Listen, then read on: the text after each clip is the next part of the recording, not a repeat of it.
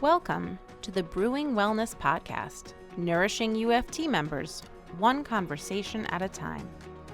Brewing Wellness is a podcast created by the UFT Member Assistance Program to support the mental health and well-being of our members. In order to do the work you do every day and be present for your loved ones, students, and patients, your cup has to be full. Brewing Wellness focuses on mental health and wellness topics that can help us all thrive in our professional and personal lives.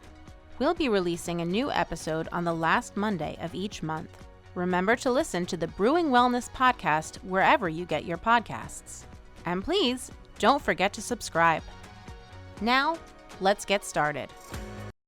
Hello and welcome back to the Brewing Wellness podcast. My name is Abby Furman and I am a Coro Fellow here at the United Federation of Teachers Member Assistance Program. I'm excited today to be joined by Dr. Pina LoGiudice. She is a leading naturopathic doctor and a longtime partner of the UFT. She just ended an 8-week seminar series educating our social workers and psychologists chapter. Today, we're going to discuss how to build a healthier lifestyle through sleep and nutritional choices. But first, I'm going to tell you a little bit more about Dr. Pina. So, Dr. Pina dedicates her life and expertise to helping people improve their general health and quality of life. Her private practice and office is located in the heart of Huntington, New York. Dr. Pina focuses on all aspects of women's health, including fertility, digestive and autoimmune disorders, and is a leading expert in pediatric natural medicine. She is trained and educated specifically in naturopathic medicine and is an advocate for you and with you. She is a perpetual learner who gets to the core of issues. Dr. Pina's drive and passion for helping you originally began when she was faced with health issues of her own and was thrown into a world of investigating various treatments and a close look at her own inner wellness. Her journey and discovery into her own holistic health changed her life for the better and gave her the chance for a joyous life. This allows her a deep empathy and understanding of what you may be going through. Hailed as a world expert by Dr. Oz on the Dr. Oz Show, Dr. Pina is truly a well-recognized expert in the field of natural medicine. We are so excited that you're here, Dr. Pina. Thank you so much for joining us, and I am going to turn it over to you to tell us a little bit more about yourself and your background as a naturopathic doctor. Absolutely, Abby. Thank you so much for having me today. It's really an honor and a privilege. I love talking about what I do, so this is so fun. So as a naturopathic doctor, most people don't even understand what that is because they're familiar with their medical doctor and really they're not familiar with what is a naturopathic doctor. So the difference between the three doctors in the United States, so there's an MD, which is an allopath, a DO, which is an osteopath, and us, an ND, which is a naturopath. So the beginning of our medical school training is exactly the same in terms of basic sciences, anatomy, physiology, pharmacology, all of that is identical. But then we branch off because our philosophy of the human body then differs. So an MD, an allopath, is a systems-based medicine, so you're broken up into parts. So that's why you have your specialists. You have your rheumatologist, gynecologist, gastroenterologist. So you have your specialist for the different part of the body versus an osteopathic doctor. You think of osteo and bone, right? So part of their initial training is on also looking at the musculoskeletal system, and if the spine isn't in alignment, then the nerves aren't feeding the organs and joints, and that's how they believe disease can arise. Whereas a naturopath, we look at the body, the person from a holistic standpoint, mind, body, spirit. We look at the root cause of illness rather than looking at treating people suppressively with just medications. So it's not that we don't use medications, but we try to find those underlying pathways that are dysfunctional in someone and then treat those using natural means. So from my standpoint, we will look at diet, nutrition, herbal medicine, vitamin therapy, how you're sleeping, the stressors in your life, like all these factors that impact your health. And so from our standpoint, when you look at the person integratively, that's where it gives the body the best opportunity to heal. That makes sense, and that's really helpful. Thank you so much. So I think today we're going to focus on sleep and diet changes to help our members feel better. Maybe we'll start with sleep. So I'd love to hear from you. What are the factors that affect sleep, and how can people in the helping professions with such busy schedules improve their sleep quality and feel less tired all the time? Right. I think people underestimate that there's so many factors that involved with sleep, because I think since we've been doing it since you're born, we take for granted that it should be something easy, but it's something that oddly, as we get older and as we age, it becomes a little bit more elusive and a little bit more of a problem for many people. Most of the times is that most people underestimate that sleep has to do not only with just behavioral patterns in terms of what time you go to bed, because from that standpoint, one area that most people don't realize that there's our stress hormone of cortisol, right? So I always like to start there, because people will say, well, it's quiet at night and that's when I can get my work done, or I'm really a night owl. There really is no such thing as a night owl. What happens is that if you stay up later, you wind up elevating your stress hormone of cortisol again. And because now, even though you're not, cortisol is supposed to get you up in the morning and go down as the day goes on. But if you stay awake later than you're supposed to, you now have raised your cortisol hormone. And what happens now, it takes you 2 to 3 hours to then go to sleep. So that's why the person thinks that they're a night owl. But what happens is that when you're constantly dysregulating that stress hormone, it could even cause you, again, delayed sleep time as well as waking during the night. So that's one factor. Inflammation is also a very large factor. So most people don't realize that when there's a lot of inflammation in the body doesn't sleep, because sleep is the time when the brain detoxifies. So if the body is trying to manage all that inflammation, again, sleep can become disruptive. Another issue is also glucose and blood sugar. So people kind of eat crazy hours, people can eat too late, and that dysregulation in itself can cause sleep disruption. I know there's a lot in here, even though you thought it was a simple question. And then lastly is aspects, especially with women as we get into postmenopausal, with the drop of your estrogen can cause sleep disruption for sure. So that's, we always want to make sure you have really good hormonal balance. And then, did I mention blood sugar? You did. You did mention blood sugar. There are a couple things. And so, so there are all these reasons why people can have an imbalanced sleep. And of course, anxiety and worry. And so when, people have that monkey mind before going to bed, that they are overthinking. And that actually is a testament to what's happening in their gut and their gut microbiome, which the gut microbiome is their healthy bacteria in their gut. So it's so multifactorial. And so what I tell patients to do is really look at first the behavioral patterning. Make sure you're not, falling asleep with the TV on, that you're not going to bed too late. In Chinese medicine, because I'm also a licensed acupuncturist, there is a philosophy that every hour that you go to bed before midnight is actually worth 2 hours of sleep after midnight. So the ideal time to go to sleep is really like around 10:30, or if not even earlier. I like to be asleep by 9:30 whenever possible. But that really is the ideal time, that you're supporting the rhythm of that cortisol, not looking at blue light at that hour, and just not obviously watching anything stressful, because I know most people watch the news at that time, but really trying to calm the body down so that you can have a really good restorative sleep, because we are so busy. And especially you guys out there, your day is so hectic and you're helping tons of people. And I understand you need that decompression time and that quiet time, but that's when it should shift to a shorter period of time. Journaling is great, taking an Epsom salt bath, or listening to soothing music, essential oils, like very simple, basic life things to kind of support that process. Just because the day is so crazy, you do want to also make that nighttime a relaxing time. Definitely. That is really helpful. I'm wondering, for perhaps people who feel like it's really challenging to get themselves winding down, they're like, I don't have enough time to go to bed early. Do you have any strategies for really making that a priority to get in bed earlier, to maximize those hours of sleep? Right. There is really nothing. I will say this. I mean, next to it's sleep and exercise that are the two most imperative things for life, basically. Like really nothing does for the human body what sleep does. It's the time the body detoxifies, you repair, you restore, you reset. And so it is you choosing yourself as a priority. And that's the thing. It's very easy, especially women, not to say that men don't do this, but, let things go and do all these other things. And so I always think about, if you can on the weekend, really strategize your week about your tasks that you need to be done.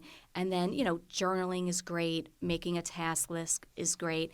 And then, and it's very easy with social media to like doom scroll and let that suck you in. And, and if you need to set a timer, I tell patients, set a timer.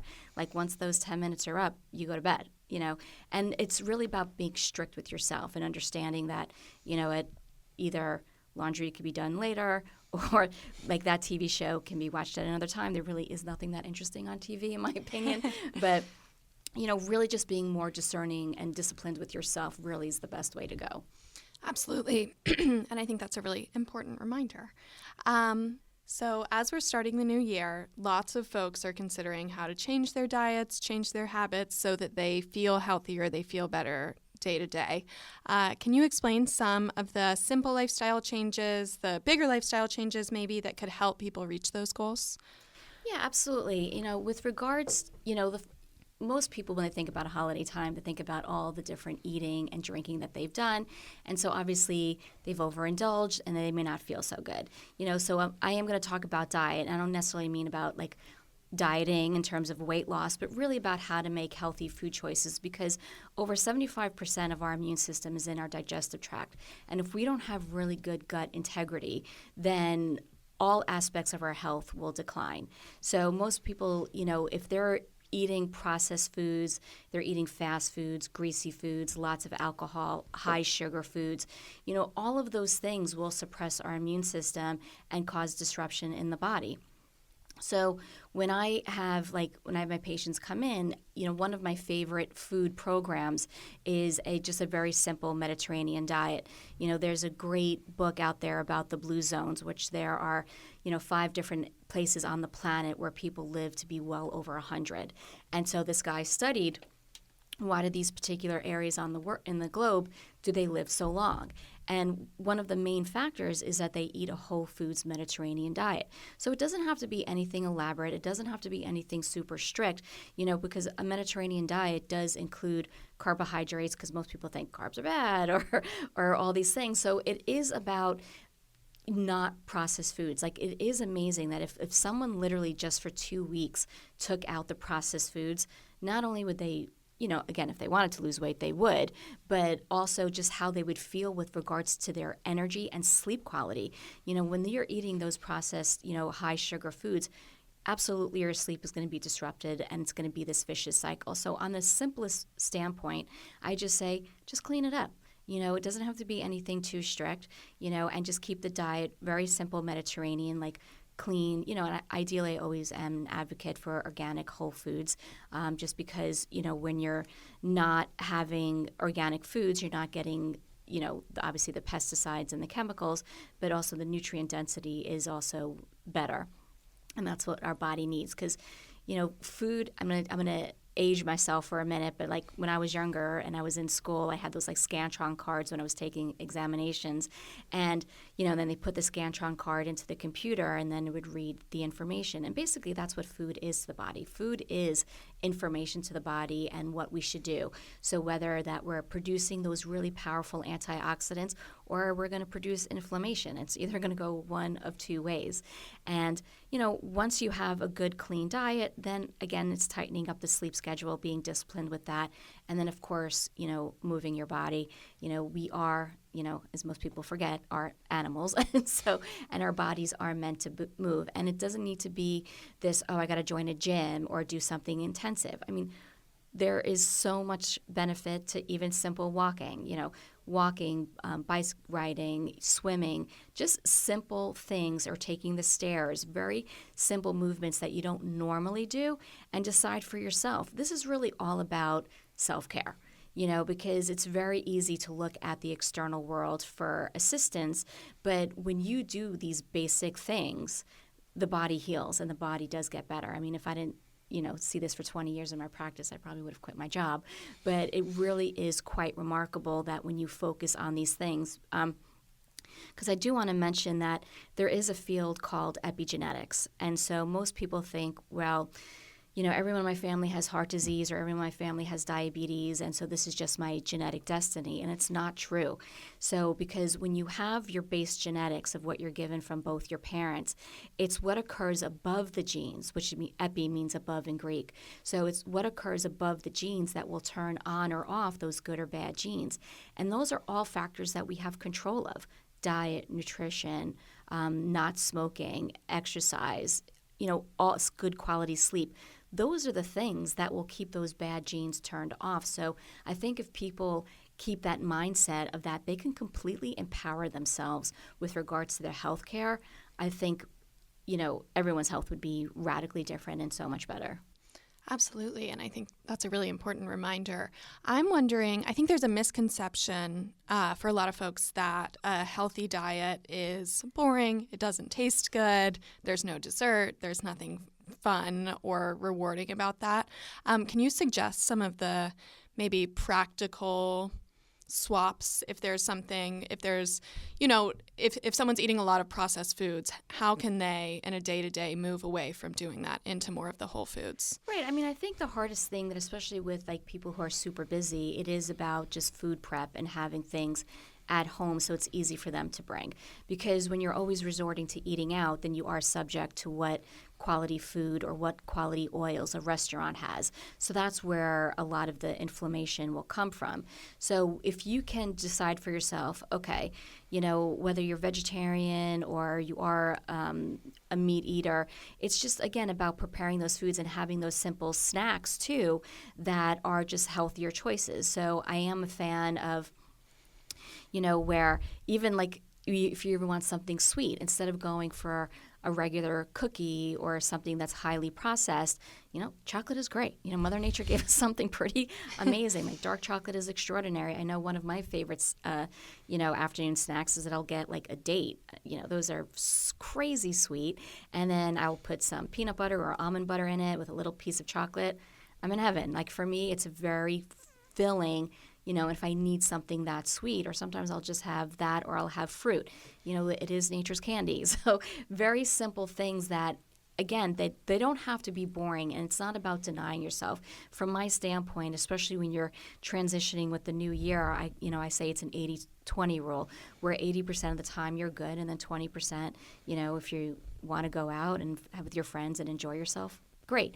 Life is always about the balance. So, it's when we live at an extreme and because human beings are creatures of habit, we fall into the same routines over and over. And that's when we can take pause and realize, okay, what am I doing with my diet? I love telling patients, doing a food journal. Like, just write down what you're eating for the week. No judgment, write it down, and you could see for yourself how much processed food or how much sugary foods that you're having, and you could even see the times of day that you're having or that need of sweet tooth. Because most times when people are having just carbs for breakfast, they're going to be more hungry, like early morning or by lunchtime, and they're not going to probably make as good of a choice. Because if the body is lacking protein in the morning, it's going to completely dysregulate your blood sugar for the day. So having that good breakfast, it is the most important meal of the day, is super important. So there are these very simple ways to like clean it up that doesn't need to be ridiculously strict where someone feels that this is not life sustainable. Because when you kind of keep that 80-20 rule, it is easier for you to manage so that you don't feel like you're deprived. It's, I tell patients to become more strict if I'm actively working on a condition like an autoimmune disease or something significant. Definitely. Do you have any recommendations of whether it's cookbooks, social media accounts, things like that, resources that people can use for inspiration for this diet change? I mean, social media is, it is a blessing and the curse. Because you can, on any social media platform, like whatever, some people are Twitter people, some people are Instagram people, I don't know. But whatever your favorite platform is just type in Mediterranean diet or whole foods diet, or, if you want to try a paleo diet versus, something else. There's so many great resources out there, and you will know, like, the body doesn't lie. The body does speak to you. So if you're going down a certain road with a diet and you're feeling amazing, then yeah, that's great for you versus, I may not be feeling that great on it. That's when, the great thing is that you could change it and try something else and see what resonates with you most. So I don't necessarily, I have particular favorites just because, but there are a lot of really good resources out there. And, even cookbooks. I mean, now most people don't even buy cookbooks because everything's online. But, any of those Mediterranean-style cookbooks are just simple and easy. And the other thing, too, that I also tell patients, if they don't have time to food prep and they have the means, those organic food delivery services where, like, the food is already, like, all you have to do is, like, literally throw it together is a great resource. I mean, there are companies and brands that you could even, because most people find making vegetables difficult, where you could literally just buy, it's like just vegetarian-based vegetables, and you just throw in your protein, and it's an easy way, to make your life, simple so that you can eat cleanly, if that makes sense. Mm-hmm. Definitely. Thank you.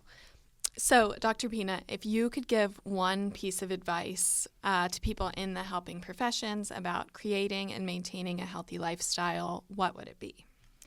I think the most important thing, as I've gotten in my older years, is I always tell patients just to remember themselves, because it's so easy as you, want to achieve goals and go out there and all that energy's in an outward way or taking care of other people, we do forget ourselves. And, and within that, a lot of things fall apart, whether it's our food choices or sleep habits or exercise habits. So really just coming back to yourself. And I do love breath work and mindfulness, and any way of what that means to you is to bring your energy back in, and because that's ultimately is going to be the most restorative, because when you can harness in your energy and take care of yourself, you can conquer anything and do it, do whatever you put your mind to. Like, we are extraordinary beings. So I do think it's extremely important to take those moments of pause and take breath. I mean, I know for myself, every morning when I wake up, I have my moments of gratitude. I have my prayer time, and then I will do my meditations, and really and then at the end of my night, before I go to bed, I will also do a short meditation or listen to one as I'm falling asleep. And there's great free apps, to listen to something so your brain has something to connect to, and it bookends my day, and it really allows me from start to finish, to kind of remember myself, what are my goals, what am I doing, basically what am I doing, rather than feeling like on a hamster wheel. So I definitely think, that breath work and mindfulness is super important, and then, as we are here at the end of January, with that, I don't mind if people I love when people go to bed earlier, because then if they wake up earlier, they have time to do that, and they can get out into the sunlight. Actually, probably one of the most effective and best things for stress management is actually being outside in the sunlight within 30 minutes of waking. That will completely reset your cortisol and stress hormone rhythm. So I do think it's amazing if someone can do that. And obviously, with that, you get your vitamin D, because that will keep your immune system nice and strong throughout the winter months.